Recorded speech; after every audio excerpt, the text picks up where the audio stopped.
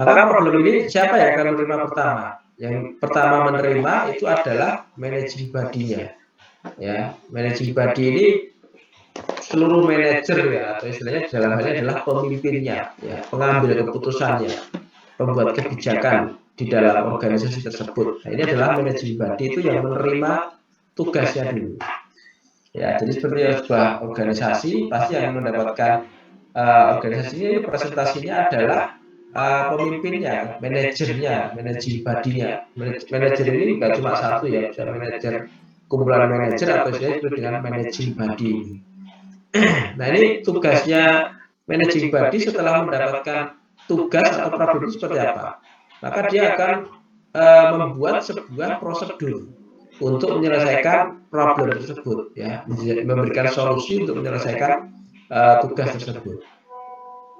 Kemudian managing body ini pasti akan punya baik itu manajer dan stafnya dalam menangani pengolahan-pengolahan tadi.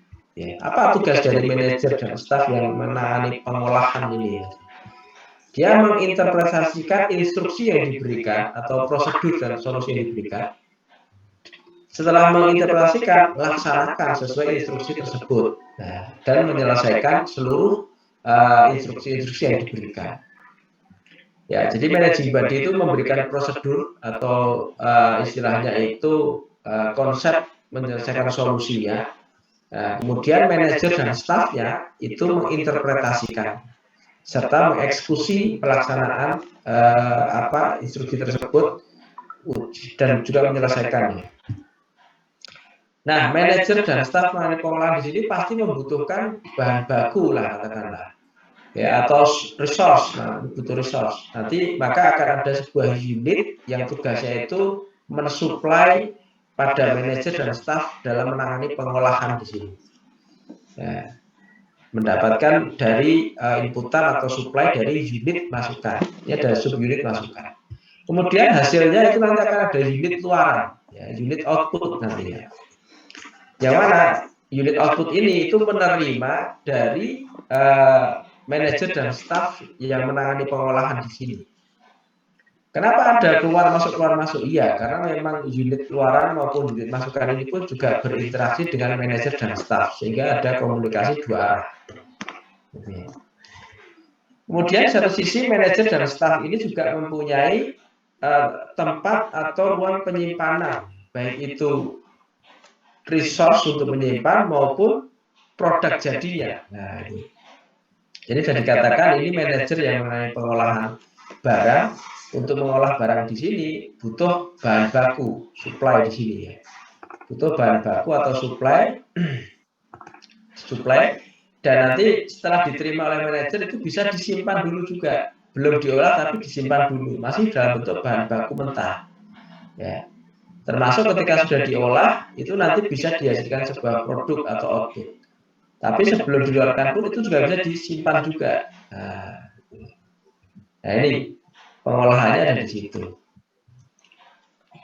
Nah, kalau kita membayangkan analogi suatu organisasi di sini, bisa kita bayangkan kira-kira bagaimana ketika seluruh tugas-tugas ini tadi itu dikerjakan oleh sebuah perangkat elektronik. Nah, apakah kita bisa mendesain sebuah organisasi tanpa keterlibatan manusia? Maka yang mengerjakan adalah perangkat elektronik.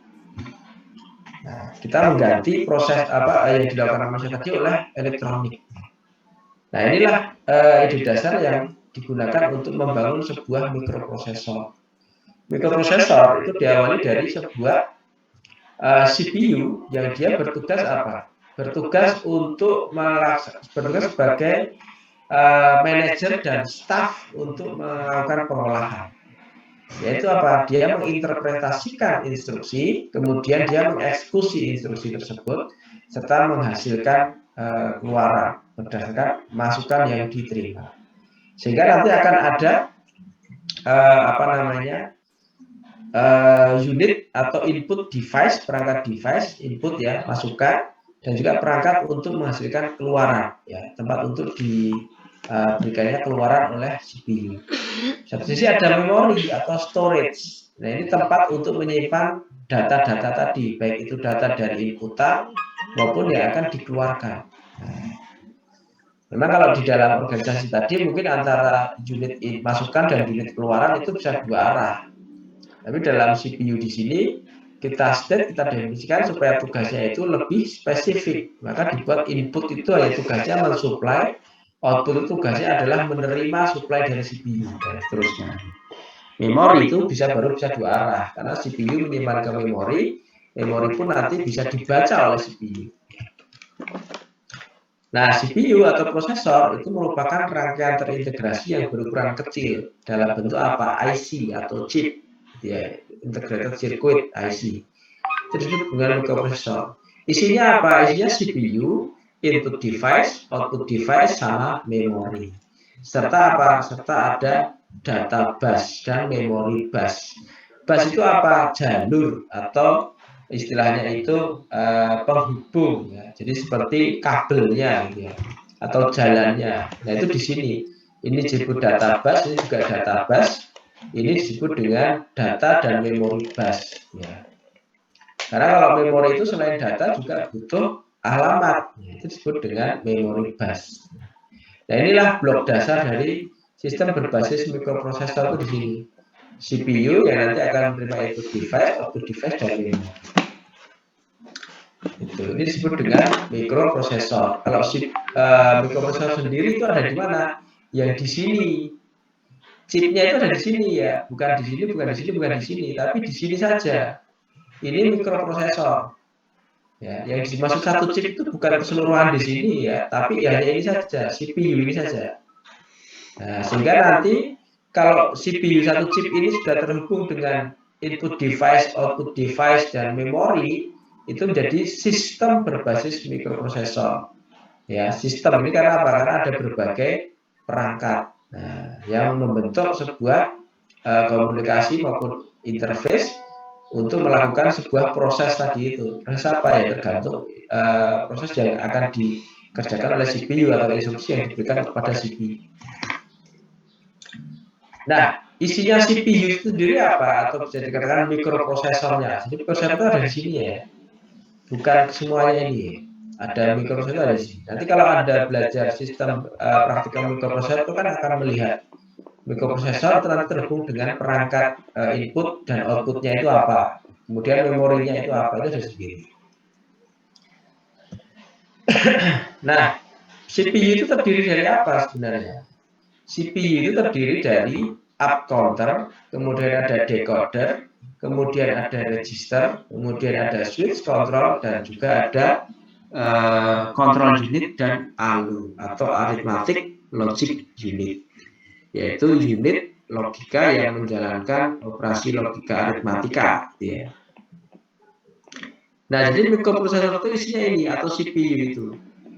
Jadi mikroprosesor adalah up counter, sebuah sistem yang terdiri dari up counter, decoder, register, switch control, dan ALU, control unit dan ALU. Nah, ini 5 bagian atau komponen yang menyusun sistem mikroprosesor. Nah, jadi bagaimana nanti antara up counter, decoder, register ini terkoneksi, itulah yang nanti menentukan arsitektur maupun ukuran dan kapasitas dari mikroprosesor sendiri atau CPU. Nah, sekarang kita perlu melihat model mikroprosesor yang sederhana seperti ini itu dalam bentuk sebuah rangkaian digital. Nah, seperti ini model sederhana dari rangkaian digital sekuensial. Di sini ada sumber clock, gitu ya. Kemudian ada up counter. Nah, misalnya up counternya ini ukurannya 4 bit. Kalau ukurannya 4 bit, maka dia keluarannya ya nanti akan ada 4. Berarti kalau 4 bit itu sampai berapa? 16 sampai 16 ya.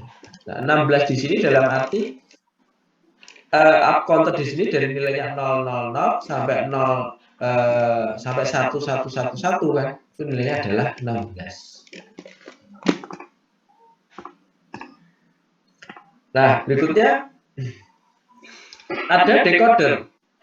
Decoder ini nanti berupa decoder dengan ukuran 416. Artinya inputnya 4, keluarannya ada 16. Nah, inilah yang mendekode sebenarnya. Kalau sebelumnya sudah belajar elektronika, termasuk di dalamnya ada elektronika digital. Elektronika digital itu nanti kita akan mengenal adanya rangkaian decoder. Ya. Dari 4 menjadi 16. Kalau 2 menjadi 4. Kalau 3 menjadi 8. Ya. Jadi mendekod itu artinya adalah mengurai atau istilahnya mengkodekan ulang dari yang tadinya biner menjadi nantinya itu hanya istilahnya bilangannya itu di desimal. Nah, jadi katakan seperti itu, mendekodnya di situ. Jadi kalau ini binarnya itu 4 bit, berarti desimalnya nanti nilainya adalah 16. Nah ini berarti dari 0 sampai 15 kan, dari 15. Nah setelah decoder tadi apa, ada register array. Ya, nah register array di sini itulah nanti yang akan kita gunakan sebagai memori tempat menyimpan instruksi. Itu sebenarnya ada di sini. Ya, register itu merupakan memori sebenarnya. Register itu merupakan memori. Jadi ada 3 jenis register memori sebenarnya. Satu disebut dengan cache, ya. Ada cache, kemudian yang kedua register, kemudian yang ketiga adalah memori itu sendiri. Nah perbedaannya apa? Kalau cache itu dia ukurannya kecil, tapi kecepatannya tinggi karena dia lebih dekat dengan CPU atau lebih dekat dengan pemrosesnya, jalurnya, koneksinya. Kalau register itu lebih lambat daripada cache register, tapi kapasitasnya lebih besar. Nah, yang paling besar adalah memori.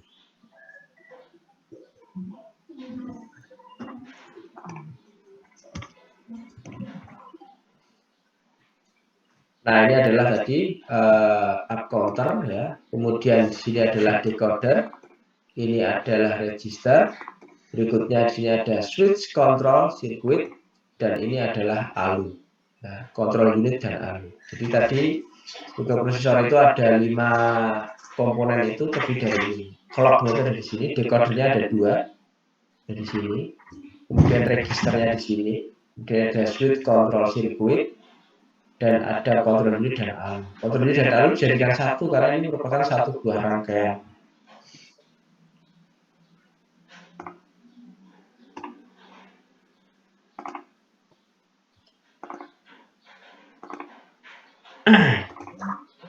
Counter, ya. Contoh adalah 4 bit up counter. Maka dia akan mencacah dari 0 sampai 15, ya. Artinya ada 16 cacahan, ya. Kemudian awalnya selalu dimulai dari 0, ya. Siapa yang menggerakkan up counter adalah clock. Jadi setiap clock itu berdetak, maka dia akan mengcounting counternya itu sendiri, sekaligus menambah nilai dari counternya dari 0 menjadi 1. Ada clock lagi, detak clock lagi, 2 dan 3 seterusnya. Keluaran dari counter itu nanti akan diserahkan kepada decoder A. Jadi decodernya ada 2, ya, decoder A dan decoder B. Ya, decoder A itu inputannya dari up counter, outputnya nanti dihubungkan ke register. Decoder A sendiri itu merupakan decoder 416. Nah, artinya dia akan mengaktifkan output berdasarkan inputnya. Sebagai contoh di sini, ketika inputnya itu 0000, berarti Y0 inilah yang akan aktif. Ya, Y0 inilah yang nanti akan aktif outputnya.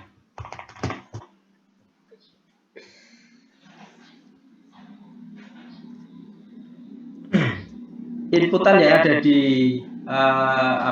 up counter di sini itu sangat menentukan output yang ada di Y0 sampai Y15, ya. Nah, sehingga mengaktifkannya ini memang sangat tergantung dari up counter. Keluarannya ini, hasil outputnya decoder ini itu nanti akan digunakan untuk memilih salah satu register, ya. Karena ini aktif, maka seolah-olah ini menjadi saklar bagi register array. mana yang akan diaktifkan gitu ya. Nah, itu.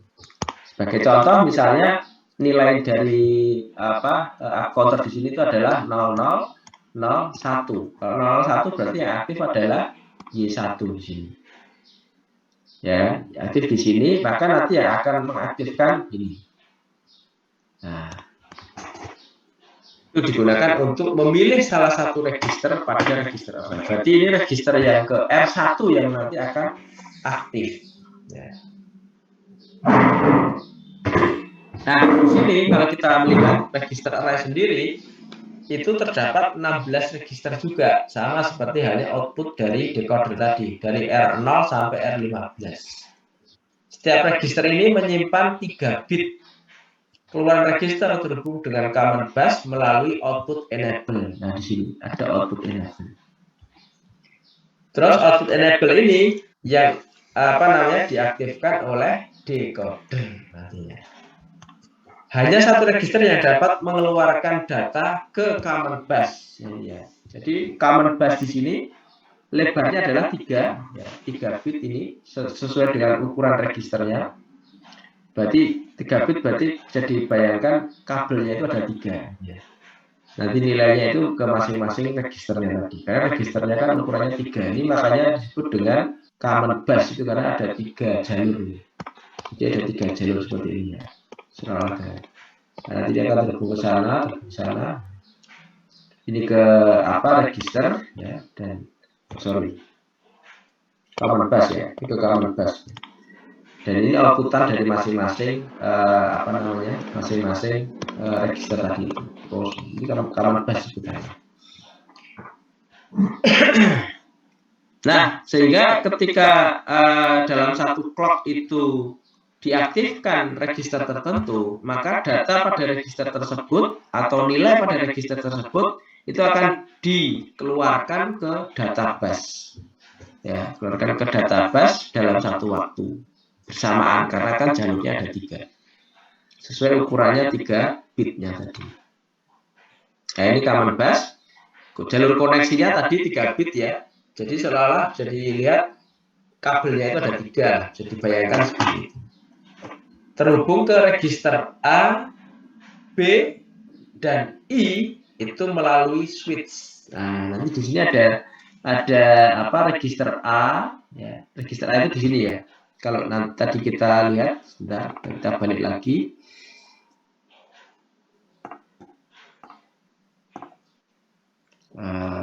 Nah, sini ya. Nah, di sini register A itu ada di mana? Di sini register A. Register A, register B, kemudian ada register I di sini. Nah, jadi ini jangan dikatakan ini A, B itu yang registernya A, B ini bukan ya. Ini posisi saja, posisi A, posisi B. Bukan berarti kalau posisi A itu di register A, bukan ya. Tapi posisi A itu nanti kalau tidak A ya tidak ke register A ya register B. Karena ini nyambungnya ke sana. Ya, sedangkan B itu hanya ke register I saja. Posisi B dari switch control ini itu hanya akan menghubungkan common bus ke register I. Tapi kalau switch controlnya ini mengarah ke posisi A, maka nanti jalur data dari common bus itu akan diarahkan kalau tidak ke register A ya register B. Ya, jadi itu fungsi dari common bus tadi. Ini fungsi dari common bus. Ini fungsi dari common bus di sini itu untuk terhubung ke register A, B, dan I melalui switch dengan posisi tertentu, posisi yang berbeda. Jika switch pada posisi jalur A, posisi A di sini, switch pada posisi A di sini, maka jalur bus itu terhubung ke register A atau register B tadi ya. Kalau posisinya itu di B, maka terhubungnya ke register I. Jadi kalau ke B ya terhubungnya ke I di sini. Nah, siapa yang mengendalikan posisi switch di sini? Yang mengendalikan adalah control unit. Nah, nanti ada di sini control unit tadi itu ya. Nah, termasuk ALU dia. Nah, itu yang menentukan sekarang ke A, sekarang ke B, itu yang menentukan adalah control unit.